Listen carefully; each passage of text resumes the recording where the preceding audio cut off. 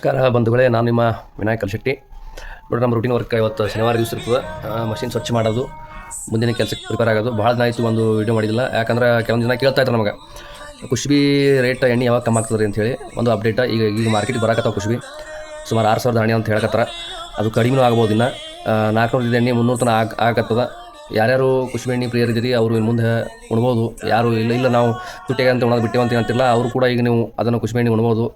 ಶೇಂಗಾ ಸ್ವಲ್ಪ ರೇಟ್ ಜಾಸ್ತಿ ಆಗಿದೆ, ಕಾಳು ಸಿಗವಲ್ತು. ಅದ್ರದ್ದು ಆಯಾ ಮಾರ್ಕೆಟಿಗೆ ತಕ್ಕಂಗೆ ರೇಟ್ ಅದ. ಆದ ತಕ್ಷಣ ಭಾಳಷ್ಟು ಆರೋಗ್ಯದ ಮೇಲೆ ಸಮಸ್ಯೆ ಬರಕತ್ತವ. ಅದು ಎಸ್ಪೆಷಲಿ 30ರಿಂದ 40 ವಯಸ್ಸಿನ ಇವರಿಗೆ. ಯಾಕಂದ್ರೆ ಹಳ್ಳಿ ಜನರೇಷನ್ ಅಂತೂ ಅವರು ಪಾರಾದರು. ಕೋವಿಡ್ ಆದ ತಕ್ಷಣ ಈ ಕೋವಿಡ್ ಒಂದು ಮನುಕುಲಕ್ಕೆ ಎಚ್ಚರಿಕೆ ಗಂಟೆ ಆಗಿತ್ತು. ಅದಾದ ನಂತರ ವೆರೈಟಿ ಡಿಸೀಸ್ಗಳು ಬರಕತ್ತವ. ಅದು ಹಾರ್ಟಿನ ಪ್ರಾಬ್ಲಮ್ ಆಗಿರ್ಬೋದು, ನರಗಳ ಸಿಸ್ಟಮ್ ಮೇಲೆ ಎಫೆಕ್ಟ್ ಆಗೋಂಥ ಸಿಸ್ಟಮ್ ಇರ್ಬೋದು, ಸರ್ವೈಕಲ್ ಇರ್ಬೋದು, ಬ್ಯಾಕ್ ಪೇನ್ ಇರ್ಬೋದು, ಇನ್ನೂ ಹೊಸ ರೋಗಗಳು ಬರಕತ್ತವ ಮಾರ್ಕೆಟ್ನಾಗ. ಇದೆಲ್ಲ ಕೋವಿಡ್ ಒಂದು ಎಚ್ಚರಿಕೆ ಗಂಟೆ ನಮಗೆ.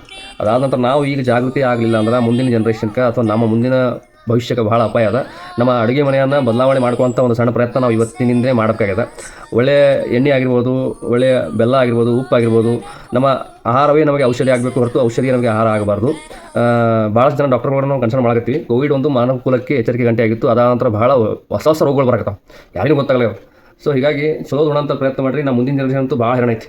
ಎಲ್ಲ ಆದ್ರೂ ಕೆಲವು ಮಂದಿ ಕೇಳ್ತಾರೆ, ಏನು ಇದೆಲ್ಲ ಉಂಡ್ರೆ ಆರಾಮಿರ್ತಾನೆ ಮನುಷ್ಯ ಅಂತೇಳಿ. ನೋಡಿರಿ, ಇದೆಲ್ಲ ಉಂಡ್ರೆ ಆರಾಮಿರ್ತಾನೆ ಇಲ್ಲ. ಆದ್ರೆ ನಾವು ನಮ್ಮಷ್ಟಕ್ಕೆ ನಾವು ಜೋಪಾನಾಗಿ ಸ್ವಲ್ಪ ಜಾಸ್ತಿ ಸಮಯ ಆರೋಗ್ಯವಂತರಾಗಿರ್ಬೋದು ಅಷ್ಟೇ.